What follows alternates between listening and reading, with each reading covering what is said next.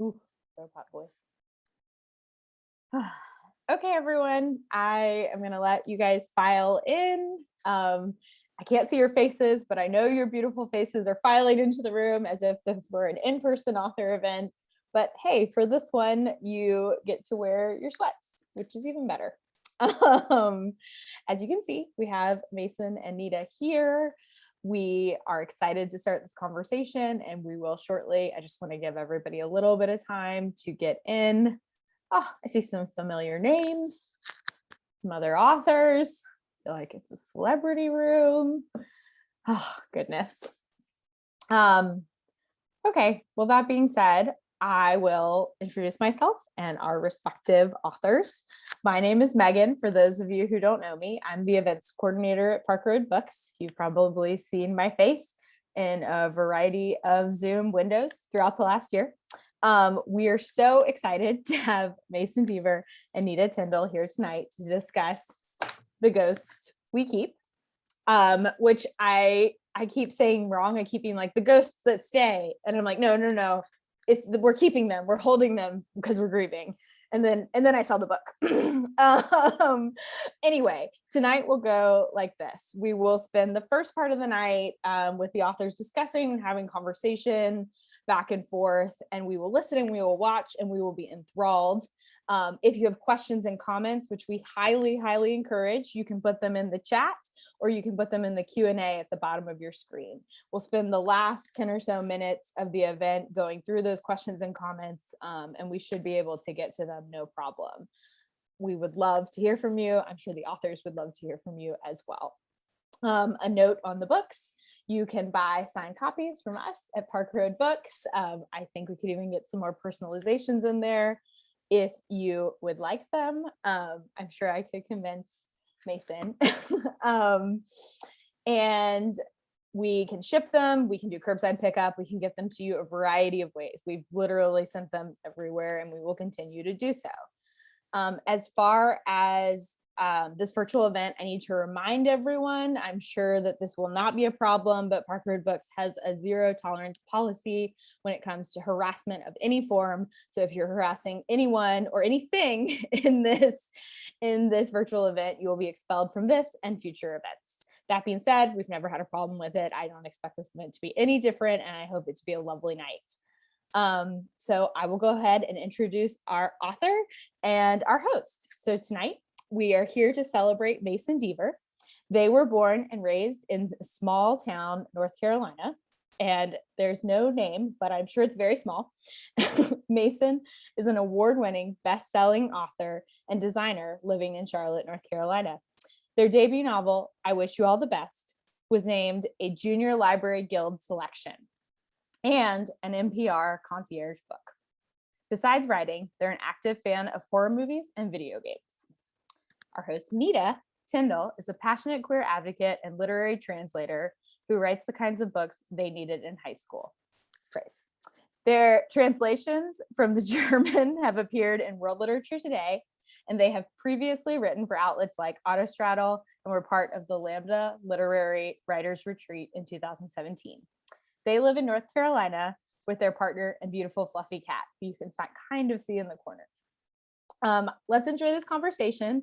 And like I said, if you have questions or comments, you can put them in the chat or the Q&A. We will get to them in the last 10 or so minutes of this wonderful conversation. Go ahead, guys. Hey. Oh boy. Here we go. Here we go. It's your time, Nita. Come on, let's do it. Oh, God. All right. It's actually your time. So I just get to ask the questions. You're the one who has to. In my experience, the moderator is the more stressful position. All right. So let's just go ahead and dive right in and start. If it's not too personal, what inspired you to write this book? So the Ghost We Keep comes from a really personal place. I didn't decide right after. That sounds so callous, but I decided after the death of my father in 2017 that like I needed to write about my grief and write about mourning and from there, the book kind of evolved and got away from me, as books are typically want to do. But yeah, like immediately starting off the launch event with like the most dour topic. It's fine. It's what we're here for. The book is about death, and so we have to talk about it. If they didn't want us to talk about death, I should not have been the one moderating this. You know what? We were Valid. talking about queer stories about grief. You should have gotten someone else. I know you said the book has evolved a lot since your first concept of it. Can you talk about like what's the most different from when you started? Oh, so there have been quite a few changes that I had to make, even before like my editors knew that this was like a thing that I wanted to work on. Like I was almost workshopping ideas to myself, and um, one idea I had that I'm very embarrassed to admit is that it was going to be a the main character finds their father's phone, and the phone has been given like a new not a new, or the phone has been given a new number, or what is it? Oh my gosh, no, wait, no, I know what it is. My brain. This was 4 years ago, so I can be forgiven for this, I think. um the the main character like decides to like continue to text their father's phone, just like general everyday like text messages like they would have had if he were still alive, and then one day the number has been given to another person, and so there's a response. um and saying it out loud does not sound as bad as I remember it being, but I think I tried to write that and it was awful. It makes no sense. Um, I mean, I'd read it. Like, but no, like speaking to that old idea, like the concept that I know the book in now, which is how it has kind of remained for the last 2.5 years that I was working on it. Like the concept has remained the same. It's just that there came a point in time pretty early on in the process where I had to go to my editors and be like, hey, this is way too close to home and I can't physically or mentally bring myself to work on this. And it was because the book was still about a child losing a father, which was the verbatim what happened to me. Um, and so I asked, and also it's again, it's another callous thing, but in my head, I was like, the book could be more interesting if there was an entire school to mourn a super popular student. I said teacher for some reason. And so the book be a lot more interesting if someone else died. And so thankfully my editors were like very, very gracious and letting me switch and encouraged it. And so yeah. There were other things that didn't make the cut. Like there was at one point a definitely more implied romance, that I with gracious prodding from my editors decided, this book does not need this. And you know what? I wholeheartedly agree that this book did not need the romance. yeah, book, kind of going off of that, book two is I think known for being super difficult. Not speaking from experience trying to edit book two right now or anything, no reason. Did you find that to be true, especially with having to work on it and think about promo and stuff within the past Mhm. year of everything? Oh, absolutely. Because like my story regarding book two was a long one, and I talk about this a little bit in like the back of the finished copy with the author's note.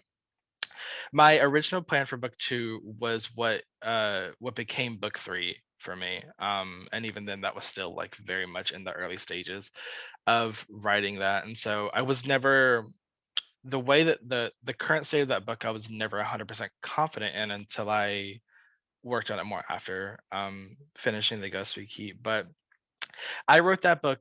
I wrote book two like so easily, and like Did it make any sense? Absolutely not. But did I finish it? Yes. And like the drafting is the hardest part. And even though I knew that there were issues with it, and I think I wrote it maybe like 10 times over.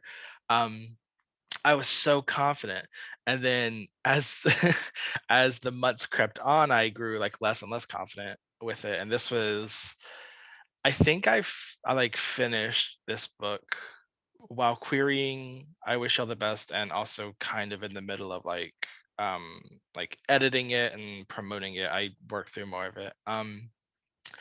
But when it came time to pick my like what was going to be my follow-up to I Wish You All the Best, I presented my agent with like these two ideas, and she was like, one seems very, you seem a lot more confident, and one is stronger than the other.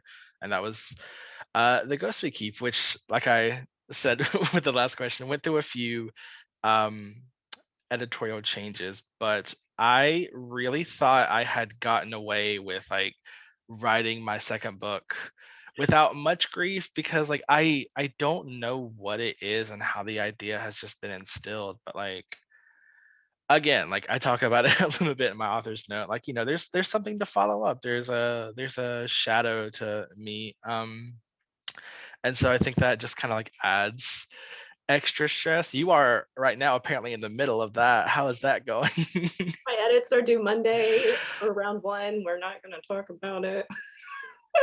They were going to be due this week, but my editor was on vacation, and I was like, great, another week to work on. Fantastic. You took a vacation at the right time. Thank you. Yeah, next time I say Oh I'm going to write my a historical, God. someone tell me, Nita, no. Nita, Need don't to do know. it. Need to don't do it. You don't do the research. It's anyway. Speaking of, I think I completely agree with you too with I think with having to follow up your first book, is that it really is always kind of like a shadow looming over everything when Mhm. you're trying to think about your second book. And your first book too, especially, was very much centered around this non-binary character, they're coming out, that experience. And I actually think one of the things I really love about Ghost We Keep is that your main character is non-binary, you have several other trans and queer characters, but the story's not about that Mhm. necessarily, which I love. Why was that important to you to include? Also, to have a he they trans character, which I also really love, and we haven't seen like a lot of yet in YA. Mhm. Yeah, I had this discussion last night on another panel, and it seems as though, like, I feel like every day we're reaching further and further with queer representation in young adult, and it still feels like trans, especially non-binary protagonists, or protagonists that use any like sort of neo pronoun or identify um like I can't count a book with a gender fluid character, and I can't tell if it's just because I can't think of books. Um, because last night I also said like I can't think of a book with a gender queer character, and then can't take that away by Stephen Salvatore. Like Carrie is gender queer, but author brain. When you're asked for a book, you can never remember it. But also, that's one book that I could name. Right. Um, so like my characters, very oddly enough, will come to me as the person that they are, if that makes like any sense at all. Like Liam came to me as someone who uses he they pronouns and identifies as non-binary, and that's a core part of them. Book three, Neil has always come to me as a trans boy who uses he him, and um and so when it came to writing particularly that, it was a very, or particularly like a book where I guess it's like queerness isn't important to the book, but it is, because like again, had this discussion last night, like when you're queer, especially when you're trans, and I don't know if you can speak to this or not, but like every single day it seems to be like you're constantly reminded of the body that like you are in, that sometimes doesn't fit but sometimes might, and there are things you want to change about it but you can't, and like there's just this extra layer on being trans. And so the book, to me, I wanted very purposefully to not focus on that outside of where it needed to. Of course, Liam is trans, and there are moments where he wakes up and he doesn't like the body that he's in, or sometimes there are things that he wishes he could change, things that they would give themselves or take away, and days where they don't like feel comfortable in their body. And then added kind of on top of that, you have Joel, a side character who's a trans boy and one of Liam's best friends, who has like been through that. And Liam has moments where they think that maybe they've like copied Joel because Joel came out as trans first, and so like it's this like imposter syndrome with transness.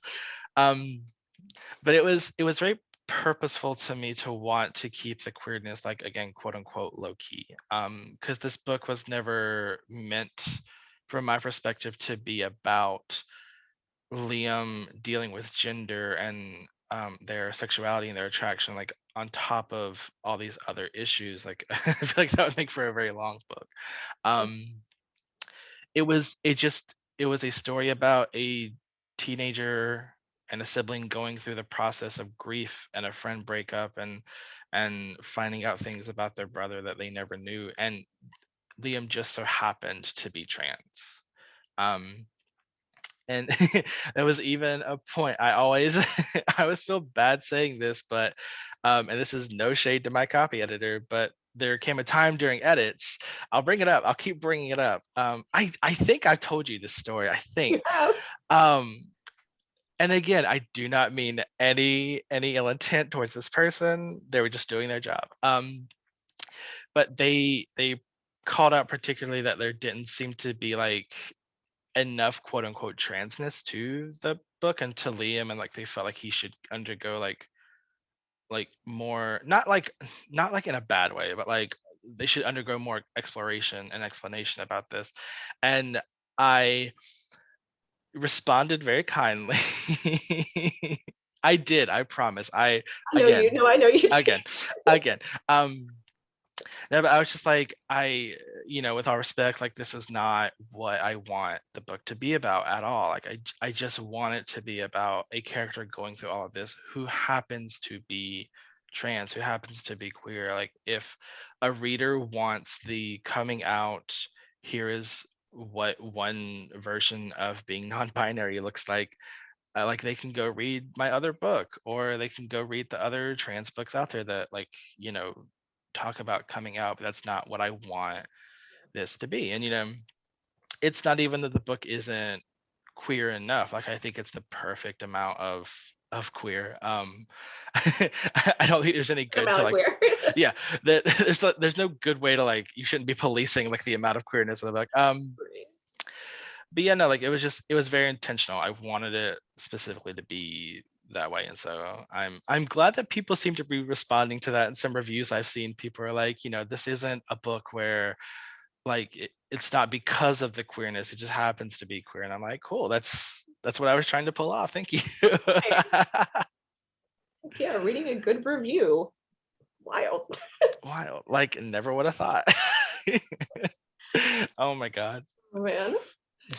You mentioned Liam's friendship with Joel, and I think I'm gonna say this is one of my favorite things about the book, though honestly I had a lot of favorite things about the book, was that we get to see Liam figuring out how to navigate their friendship with Joel and Vanessa, who are dating, and then Liam has been friends with both of them, and kind of like maybe their friendship's not always the healthiest or whatnot, which I love me a toxic high school friendship story. They're so good. Can you talk a little bit about what writing that particular element of it was like?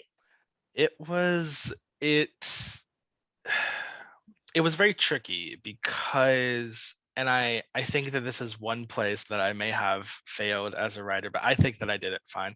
um was that in exploring a toxic relationship in the way that I wanted to explore Liam, Joel, and Vanessa, is that I never wanted anyone to be the bad guy. um they are just three messy teenagers who are making bad decisions, because even as a 25-year-old, my birthday hasn't happened yet, even as a 25-year-old adult, I still make messy decisions on the daily. um and so teenagers are making messy decisions, everyone does. But I never wanted any one of them to be like seen as the bad guy, because they're all kind of in impossible like situations. Like Liam is on top of grieving for their brother, grieving for their parents, and having to deal with the emotion that is like running through that household. They have to deal with feeling ignored by their friends, and how their relationship seems to have become more important to Joel and Vanessa than like Liam has. And on the opposite side of that, Joel and Vanessa are also kind of in an impossible situation because you have someone, and this is me shading myself. You have someone who is so like dour in the moment and is like so emotionally heavy that it's exhausting to be around. And I've been around people that are like that as well. And it, as awful as it is to say, like sometimes you just can't be around a person. Like sometimes it is just too much. They can be your best friend in the world, and sometimes you just have to leave the room Yeah. because something has happened and you're gonna say stuff that you don't want to say. And so it I really wanted to explore the idea of this toxic friendship, which is another thing that I don't think is explored in NYA very often, especially like friend breakups and how, not everything from high school lasts. Like you might grow distant from these people even while you are within the four walls of the school. And sometimes it just happens. Like I talked to two people that I went to high school with, and that's it. Like I could have counted on like so many fingers my friends in high school that I hung out with, and then a decade later it's two people. Yep. And it's just kind of how things go. Like, you lose friends, you lose touch over the years, and sometimes there's people you find out have become people that you wouldn't want to be friends with anymore. And so I really wanted to explore just a friendship ending. It's a book about it's a book with a lot of grief in it, and the grieving of a friendship is definitely one of them. Yeah. Multiple griefs throughout. Many All griefs. It's a herd of grief. all the angst. Why not? Why not? Speaking of relationships, and I didn't email you this question, so pop quiz time. um, I thought the way that you did Ethan and Liam's relationship was really good. I don't have siblings, so I like can't compare it, but I really liked it. Can you kind of like talk about what you like either inspiration for that was, or like if you drew on any experiences from that one? Because I thought that was like really well done. I have an older brother, is my experience. Got it. But like even beneath that, I don't know if I would compare um my brother's relationship to Liam and Ethan's. I don't I don't really know if I would. I think that throughout my adolescence, like I've never, again, I'm so mean in this in this launch. I've never connected a lot with my brother. Like we didn't share a lot of the same interests. He is certainly more, I would say, traditional in his interests, like hunting and fishing. Got We it. were both forced into the Boy Scouts, and he enjoyed it far more than I did. Um, but like we'd never really had like a lot of common interests beyond, surface level things, like some interests in the same movie. He still talks to me about Parasite every time that he sees me because I made him watch it, and so I take that as a win. Oh, definitely. That's absolutely a win.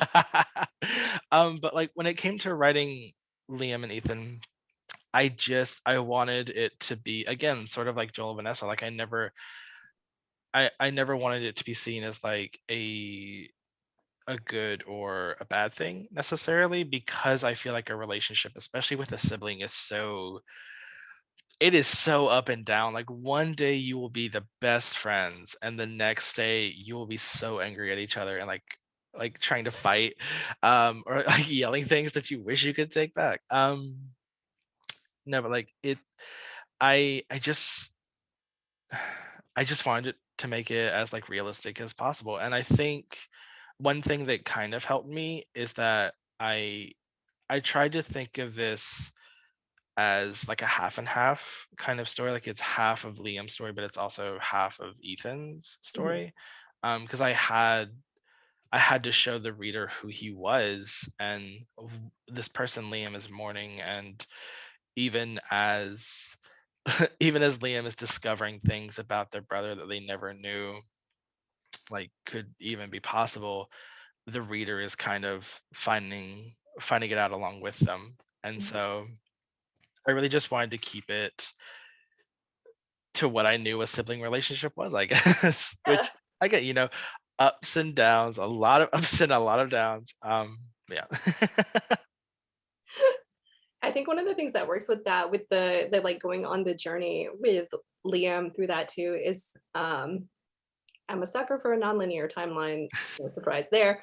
Did the I know for me, like when I was writing, like that was how the story appeared to me, was like in those like weird flash forward, flashback moments. Was it kind of the same for you, or was it like a more of an intentional structure thing with the before and after Ethan's death?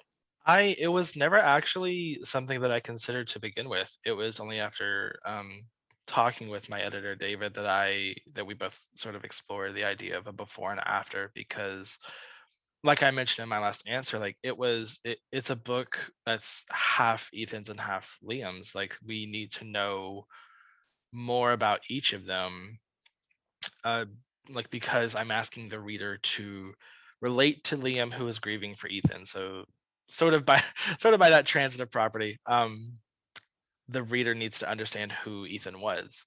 And so I just kind of started writing the before scenes, and I I some of them were written to be like more like very purposeful, like mundane. And it's just like it could be the two of them hanging out or the two of them having like a good conversation.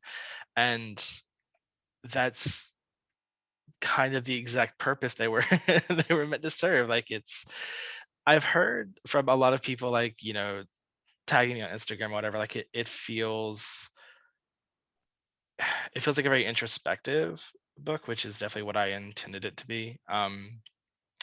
And yeah. I mean, it was never really intended, but it was thankfully through the editing process, like many good ideas come to us, that I was able to figure that out. Yep. Yeah, I know we kind of touched on earlier, the book is just full of like multiple griefs and angst. And you, why? Well, I can't form a question. I think for me, like I definitely found that writing a book about grief is like super super personal. Why do you think this is something that like YA writers are drawn to, and specifically queer YA writers? Because there's definitely now like a small subset of YA books that are like, we are going to deal with grief specifically. The fact that on Amazon my book is listed under like young adult books about grief and dying, and I'm like, there's enough for a list. Damn, y'all. um Love but that voice for teen fiction about death and dying. teen fiction about death and dying, yes. Hanging out with every Adam Silvera book, every Nina LaCour book. Um, I think that I've talked a little bit about this in another interview, and I feel like I especially am drawn to the exploration of like queerness with grief, because you're right. I feel like it's so intrinsically wrapped together, and I this is something I want to investigate, because I think that just as queer people in general, we deal with so much grief on the base, like throughout our entire lives, whether it be um, sort of the self-realization that you are queer, and this almost possible grieving for like who you were, or like what you can expect to like live with for the rest of your life, or um, exploring your own gender, or like coming out and potentially grieving for, even if it's positive, like, in my experience, once I've come out to people, they never really treat me the same way. So you're grieving for these relationships, and then I also think it just comes with this sort of generational trauma that we have experienced as queer people, and every day hearing about another trans person who might have been killed, or another country or a state in our own home that has like attacked queer people in some kind of like law or a school with its students. It just I feel as if queerness and grief just sort of operates together. And so it felt natural to explore this in the book. There's I feel weird claiming this as like my own favorite scene, but like this is my favorite scene of the book, and it was my favorite one to write. Was late in the book, sort of after like this big explosion with their relationship. Joel and Liam are talking and trying to like just discuss what happened, and Joel has this very short sort of monologue about how his grandmother died before he came out to her, and how she died thinking that he was someone that he was not. And that was my favorite thing to write, because I felt like even though like I haven't transitioned, like I haven't really done anything to my body. I'm just kind of existing in this like little void of mine. Um Dude. like it's such a prevalent thing in the queer community to have someone, to lose people. And so yeah, it just kind of felt very natural. That, and I honestly don't know how I could write a straight main character or like straight side character. Like I think I'm gonna have to do that with this idea that I'm doing research with. And thankfully they're like minor characters, but like I don't know what straight people talk about, and so no idea. I just like I literally I and I don't know if this is just how our brains are like wired as queer writers. I've never thought about any any of my like prominently on the page characters as anything other than queer, and I don't know why. It's like I refuse to contribute to more cishet white protagonists who are boring as hell. Yeah, no, mood, honestly, even though, yeah, even in the historical, I was like, yeah, they're still queer. I'm sorry. We've still There's existed. like Like it's all queer. Like everything's queer all the time. Queer and sad. It's a great. it goes together. So I think something I really liked about this book, it's set in Kingston, which you and I are both very, very familiar with. I have another question for you about Kingston in a minute, but Oh boy. what did you I don't know, to me it's just like when I was growing up, I felt like we couldn't really have queer books that were set in the South, because it was like, oh, queer people don't exist here. We don't exist here. Like I at least when I was coming out felt very isolated before I realized, oh no, like North Carolina is super queer. People just Mm. don't talk about it as much. Outside of the big city. Um, so what did you was that and your first book was also set in North Carolina too. So talk to me about that and about the decision to set your books down here specifically, and specifically in like rural small town North Carolina. I I don't even know if it was like a conscious decision to really set I Wish You All the Best in North Carolina. I think it was actually set at a fictional city that I am very embarrassed to admit and grateful that I did not remember the name of. But eventually my editor just came to me and was like, "Hey, this would probably be better if we set it at a real city." And I was like, "Yeah, you're right. There's no reason for it to be fictional." Brains, they're great. Creative minds. Um, when it came time to like to write the Ghost We Keep, I wanted it to feel almost like as personal as it possibly could, and I think that's why I gravitated towards Kingston, which, uh, as was brought up in the introduction of the podcast, that is the small town. Um, it felt very natural. I also kind of wanted this quiet queer book. It's very character driven. There's no like big explosions beyond like the argument, um, and a character dying in the beginning, but semantics. um, but like on the from the way I view it, it's a very quiet sort of like underground book, and Kingston felt very natural to that. And it also helps that like it's my hometown, so I know everything about it, and well, not everything, but like I know the town. And even changing a few names to certain places, I can still look at that in the book and remember like what that's supposed to be. And then to like speak to like the quiet southern uh like books, I think I have to say that Simon Versus was probably the first queer southern book that I ever read. And as much as I appreciated that, I'd never been to Georgia, so like I had no idea. I didn't know anything about Georgia. As I was like, I don't know. And I think that there's almost, I don't want to make blanket statements. I think there's almost this like charm to queer Southern writing that I feel like escapes a lot of other, and like people who are like from New York or from the West Coast who have books set in those places are probably thinking the same thing. um but to me, there's like this quiet charm about a queer Southern book that I almost felt desperate to capture in a way, and like the details that I wanted to write into the book. But yeah, I mean, I love me a good I love me a good queer Southern book. It's great.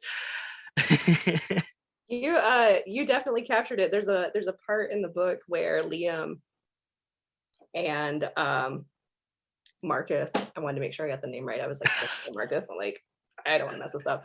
Liam and Marcus are like, we're gonna drive to Goldsboro Mhm. to hang out at the Walmart parking lot. And I was like, and they're specifically driving to Goldsboro. Like, yeah, that's a mood. That particular scene is one of my favorites because it captures two of my high school moods that I jammed into one thing. Because Kingston does have a Walmart. Yes. It's just that whenever I was a teenager, Goldsboro was like the interesting place to hang out because it was like a 20 to 30-minute drive, and it had things that Kingston didn't. It had a Starbucks. It had a mall that was not the Vernon Park Mall, which is to anyone in watching this, you should look up the Vernon Park Mall because that oh my god, it's a disaster. It's a mall. It is empty. The only store now is a Belk, I believe, or a J.C. Penney. I forget which is which. I think it's still a Belks. I want to say that it's Belk. I feel like I'm gonna say that it's Belk. There's one store operating out of that mall, and it is closed to the inside because people kept stealing things, so you can only get in from the outside. But that particular scene, it also combines like the ritual some nights of just hanging out at a Walmart parking lot because there was nothing else to do. And if you didn't want to drive to Goldsboro, you hang out in the Walmart parking lot and you just talk and you play music, and then eventually you get run off and banned from hanging out in the Walmart parking lot, and you still do it anyway sometimes. But yeah, it's this merging of the two things that I did in high school. Did you get banned from a Walmart parking lot? Yes. Me and about 15 other people. Yep. I don't know if it still holds. Probably not. I don't know. They could still have like your picture taped up on the inside of the Walmart. It's The like, statute of limitations on being banned from a Walmart parking lot. oh man. I was like, oh, and they drove to Goldsboro to go to Cookout because I don't think Kingston only got a Cookout like 2 years ago. I think Yep. it has not been that long. Yep. So, which also you mentioned birds in your book, and I realized in Kingston, I realized I've actually never been there. So that's another that's one of those things I mentioned before where I changed the name of something, I can point to Yes, it. And only after did I realize that, oh yeah, there is a there's a bird bird. in Kingston. I I was was like, what was it? Because I was like, this feels familiar, but I've never been somewhere called Birds. so the place they go to in the book, Liam and their father, is based on Lovex Cafe. Yep.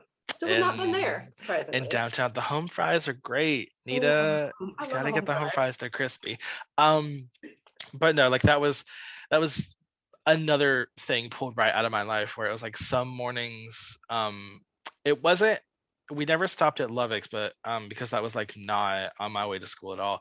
But me and my dad sometimes would stop by this place down the street from us called Jimmy D's, which was essentially the same thing as Lovex, just a like a truck stop kind of like cafe where they served like just breakfast food, which has since closed, which is tragic. But some mornings he would wake me up earlier than I usually woke up, and he would get in his work truck and I would get in my car and we would drive to Jimmy D's to have breakfast and go about our day. And so that was another straight pull from from small southern life. I really liked that one. So if you were going to list your, like, for outsiders who are either only familiar with Kingston through Chef and the Farmer or through Mother Earth, I think are the only two things people That's the think. two things we got, that and the Walmart. And the Vernon Park Shopping Mall. What places in like what three places in Kingston would you recommend? I know that's like recommending something in Kingston, but It would be do not go. No, Kingston. Kingston is. yeah, Kingston yeah. is. I realized after I sent you Um, this question, I was like, I'm asking to recommend something in Kingston. no. Because like it is a weird little town beyond the completely abandoned like 50-acre shopping mall that no one has done anything with. Not even just the mall, that entire shopping plaza in the back is just completely abandoned. It is so weird. Um, you should go and see the Kinston Public Library because that is where I used to work from my senior year in high school until 2018 when I moved to Charlotte. And it is a wonderful little library that I adore. You should go get breakfast at Lovex because it's great. I'm pretty sure it's still open. Like 90% sure it's still open. What else could you do at Kinston? Um, you can eat again at Sugar Hill Pizza. As soon as you're done with breakfast, just go to Sugar Hill and get a calzone. They're delicious. I can't believe you asked me that. What am I gonna recommend in Kinston, Nita? We just got a Starbucks like a year and a half ago. My grandma is very delighted that y'all got a Smithfield chicken and barbecue. That I think replaced the Applebee's. that's what it replaced. Yep. But I don't think people were very happy about it because King's is already there, and they were like, Yeah. "Why we don't go somewhere? We can go to King's and get barbecue." I And just there's realized two Kings in Kinston, so it's like you have lots of choices. if you really want some barbecue, If you really want barbecue, you got two places you can go, Kings or Kings. I actually just realized if you worked at the library until 2018, you would have like met my Nana at some point because she went to that library like every week of her life. Oh my gosh. So fun realizations. She always had a hat on. I'm like pretty sure there's one of those like donor tree things in that library. Absolutely. My name is on one of those because she did one of those for me. So And I next walk by time you're- that thing like every day of my life. yeah, next time you For visit the a good few kids. years. I'll double check it. I'll send you a picture. Oh my Oh, god. Kingston. All right. Speaking of hanging out, we were speaking of going to Goldsboro to go to the cookout. Since Kingston just got one, what is your typical cookout milkshake order? So my confession is that I don't like Cookout. Okay, well, this has been a great panel. Bye. Just shut it off immediately, in and out. No, I'm not a huge fan of Cookout. Like I just has never been that my thing. Even the shakes I find are too thick Yeah. to pleasurably consume with the straw that they give you. So it's like, why not just give me a spoon? Because this is basically ice cream at this point. Yeah, absolutely fair. um, I will have a Cookout ice cream cup. All right. But I would Oh, not call it a shake. No, I'm basic when it comes to ice cream. You give me cookies and cream, and I will be your best friend. You give me chocolate, I will be your best friend. You gave me vanilla with some fries that I can dip it in. ooh, yeah. Great, Good you're choice. you're my best friend in the world. Another thing that I pulled from real life. I mean, look, that was a good thing to pull because fries in a shake is like, It is top tier, and it has to be, for me it has to be vanilla, not chocolate. If it's chocolate, it's like too sweet. Although if some places, I have been to some places who make their chocolate stuff like a little bit more bitter, ooh, which I appreciate. Because in the inverse of that, some places want to put me in like a sugar coma from something. But yeah, fries and a vanilla milkshake or a vanilla frosty from Wendy's yeah. is I was gonna is say I'm partial to my the chocolate frosty and fry combo. It's also very good, though I've not tried it with the vanilla, so I'm gonna have to do that. All right, so we want to go ahead and um, open up to audience questions, or Yes, of course. hi Megan. That's my cue. I am very hungry now.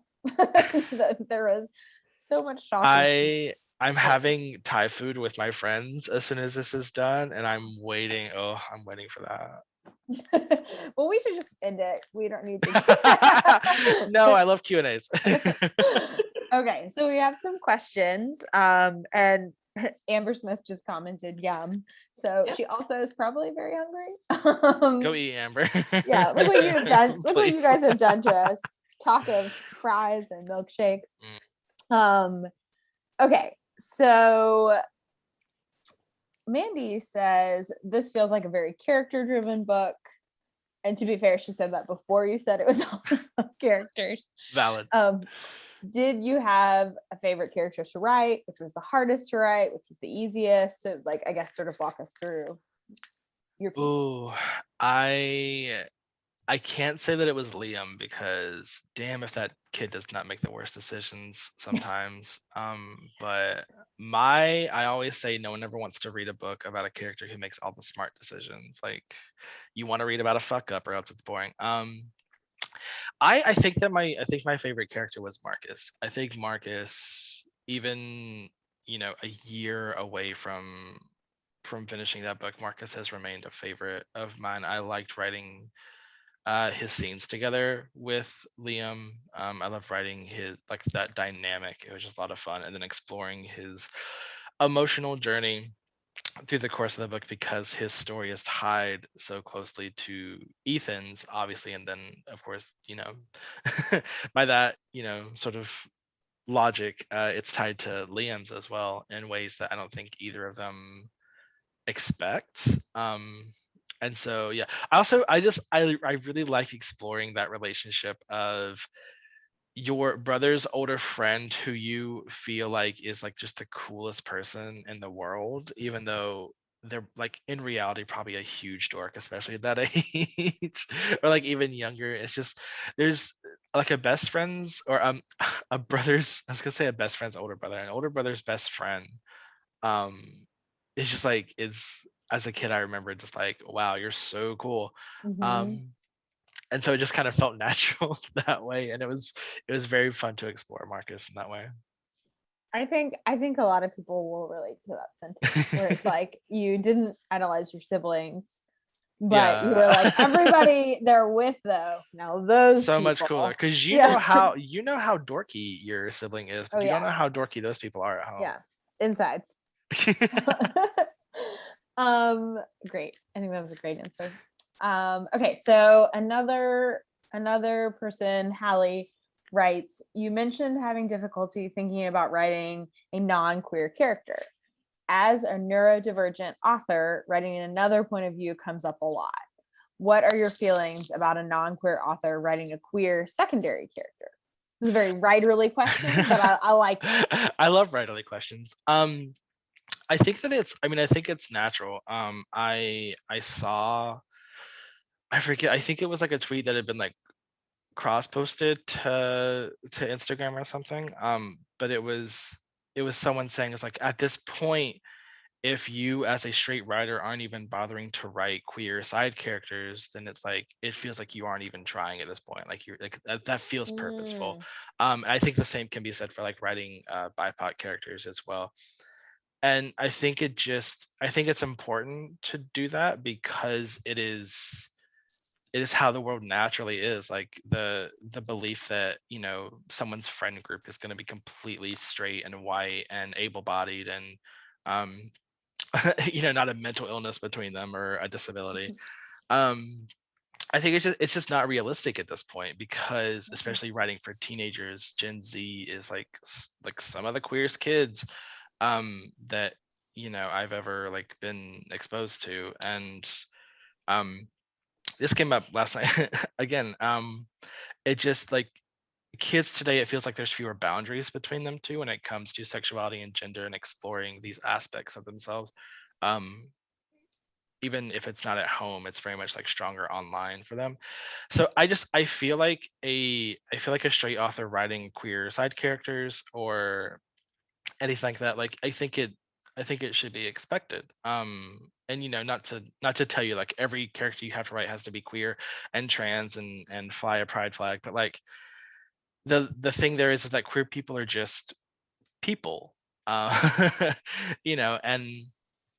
so that's just how you have to write them, is as people, and their relation to the story. Like characters have to want things no matter sort of where they fall into the story. They have to have goals of their own. And it's also ask your question, are you writing this for, like, what are you writing this for? mhm. You trying to get brownie points, or like does this world just feel naturally queer? Does this character kind of just feel that way to you? And like it's a tricky thing to navigate. And I'll always advocate for the use of like sensitivity readers. And like no matter no matter where the character you're writing falls on the spectrum of characters, whether it's like the main character or like a side character, it can be important to get a perspective on what you've written. Because um being straight, there are a lot of things you can't relate to, and it goes even further when you're looking at like queer people of color have experiences that white queer Mhm. people will never be able to relate to. And it's just very important to capture that and like try and get what advice you can, and also doing research and reading books by authors who are part of those communities that you're also trying to write from is also very important. Just blanket statement, do your Do research. your research. Do your research. A long answer, short answer, do your research.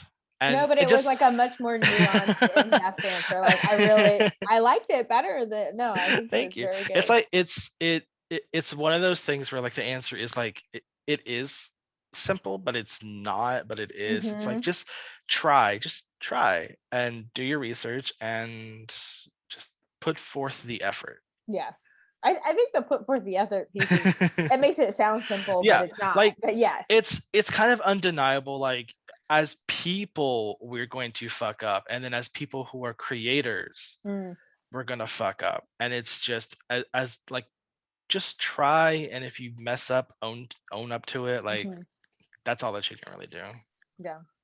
I This is sort of tangential, but I was a high school teacher for years and just recently started doing this. And I agree with you. I feel like the youth used to come to me and be like, all of them, one collective youth Mhm. would come to me and be like, I really like this book because it has, these queer characters, these trans characters, but it's like everything is about them coming out or them. And Yeah, I just want them to exist in the world. yeah, And it's one of those things that like, I feel like your book is like, and more books, not just yours, are starting to like I got a couple of questions via Instagram in the past couple of days that people wanted to ask you. And one of the questions was, and they this is their words, they called it like, I love the casual queerness in this book. I like that. To which I think they meant like these people are queer Yeah. and existing, but that is not the main plot line. Yeah. And their question was, I love the casual queerness. Do you have any recommendations of other books where you find that? Oh boy. Oh my God. Which I know You ask as an a- author to recommend a book, and now I can't think of anything I've ever read before in my life. I know as a bookseller, I'm always like, yeah, it's the blue book with the yeah.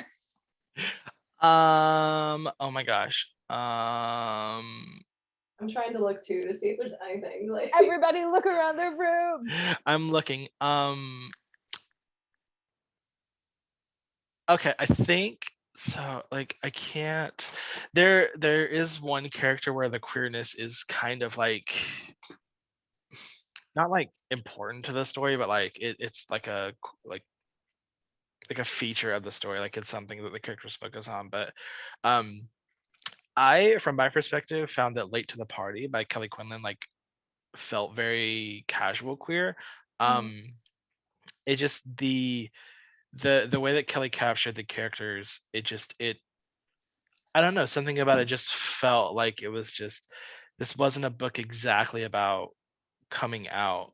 It was more a book about like friendships and relationships that you're forming, and there was like a side character where their identity was key to the story. But um yeah, that's the again, you asked an author to It's okay. You had an answer.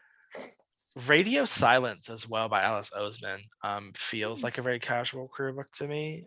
That's a book that has a lot of queer characters, and again, whenever like queerness does come up in the story as like sort of a point of contention, like an issue. But that's another one that feels very like undercover undercover queer to me. I know. Off Go the ahead, Deaver. Record by Cameron Garrett had Yes. casual queerness in it.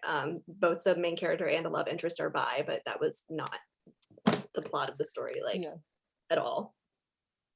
I know I asked the question via someone else, but I was thinking that I recently read something. So this is adult, but it's The Starless Sea by the woman who wrote Erin Morgenstern. Yes. Yeah. The bunch of characters in there are various different sexualities, but it's not at all the point at all. And you're just like, what's happened? And it just, you don't even think.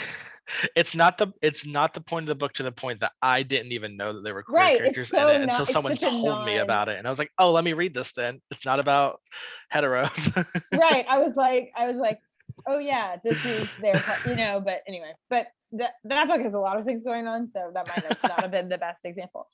Anyway, great casual queerness. So we got a couple more questions. Someone did ask, how did you decide on structuring the novel before and after? What are the benefits? But I feel like you addressed that. So I just wanted to give them they said it before you said it. They also, the same person that asked the question, I feel like you tried to show a parental view of grief. Were you intentional in trying to show the way the parents were grieving and how it's different than Liam? Like this is another absolutely intentional. I really wanted to show this wide variety of grief throughout the course of the book, and so of course, in the exact same way that grief is just different for each individual person, grieving for the same person between parents of that person and the sibling of that person is just going to be completely different. Which is really hard because I am lucky enough to not be a parent, and even more lucky to have not had to grieve the loss of a child. Not to get dour, but Hey, we're here for the death talk. We're all here. We're here for death talk. Mostly with Liam's parents, I actually pulled from my mother's experience with grief. And I did that kind of indirectly, in that not that I pulled from her specific experiences, but I pulled from my experiences being a child watching someone grieve like that, and the things that it caused for her the grief and the mourning and the behaviors and things that she still deals with to this day. And it was really just in that I gathered what I could from Liam's parents, because just much like uh Joel and Vanessa and Liam, and I think I touched on this in the book. I have been asked twice within like the last month to give like my favorite quote from whatever I've written, and I'm like, it's very bold of you to assume I remembered anything that I have ever written once it is on the last step to my editor. Like, done. Someone's attributed a quote to me from I Wish You All the Best, and I'm like, cool, great. I don't remember that. I don't remember writing that at all. Like, it's not one of the usual ones people pull up and say is mine, so I don't know what it is. Um, but it was Liam's father, I believe, specifically talks about how they are just three people in a house doing the best that they can. And that is what I wanted them to be, is that Liam's parents in particular are two people who are dealing with this for the first time, and probably in my experience, like in the few instances I've talked with parents who've lost children, like you don't, it's not something you prepare for, to lose anyone, let alone a child. Um, but it's just two people in a house trying to do the best that they can in an extremely fucked up situation. And so that's what I wrote. Well, and I feel like it's evident from the beginning that you are trying to explore different ways of grieving, and just even in like the first, like with the yogurt, picking them up from the yogurt shop, and like the way they talk about like, this is what I'm getting from this job, but also like the mother like throwing the book in the back, but Yeah. being like, but tell me about this, but tell me about this, which is how I would react. So I know I'm really old. But yeah, I think that all of that makes a lot of sense. This sort of connects to, this can be the last question, but this connects to what you just spoke to. So I feel like I want to give it its due. Given a lot of this is an exploration of grief that is sort of autobiographical, how did you get through the hardship of writing about that? Do you have any writing tips regarding that? I I think that the most important thing you can do when writing about grief, when writing about any topic, I really think, because like I felt the same way about I Wish You All the Best, and writing that, is that just like tell the truth about your feelings. Um, again, something I speak to in like the author's note is that this book is like truth mixed with fiction, and I think that that's what the best kind of story is. It's truth mixed with a little bit of lie, and I think that that's the best way to write, because it'll feel the most authentic to both you and to your readers who have gone through like the same sort of emotions. And so yeah, I mean, just just I think it's common advice, maybe, to like write your truth, but like write your honest feelings. Write how you feel about the situation that you are writing about. And if it's something you haven't experienced yourself, like just, I mean, I guess all I can say is like, write from a place of empathy. And because like, in writing I Wish You All the Best, like I was fortunate enough to never be like forced from my house. Like I don't have an older Mhm. sister that I had to go and live with, but the I still wrote honestly about Ben's feelings about their gender and about their relationships, and I just tried to put myself in their shoes when it came to scenes that I couldn't relate to. And so, yeah, I mean, I think this is also kind of universal advice, is just like write from empathy. No. Yeah. I It's one of those things that's like, again, so much easier said than done. Yeah. Sometimes. It But is somewhat easy to explain, and very difficult to tell you how to go about it or to even do it. right. So Yeah, I mean, it's fine. really in the weeds there. um that is it for our questions, but they were good, so I feel good about that. Yay. I didn't have to sift through any questions that I was like, I'm not asking that. we in your chat, you have a lot of congrats and happy book launch and from Amber Smith and David Leviathan. I just hope I'm saying the last name right, but I know he's very famous, so I just feel like I need to say that. And That's my boss. I love it. This was great. I want to thank you guys so much for being here. I really appreciate all the work that went into this and the great conversation. I know I benefited from it. And everyone go buy this book. And I would love if you bought it from Park Road Books.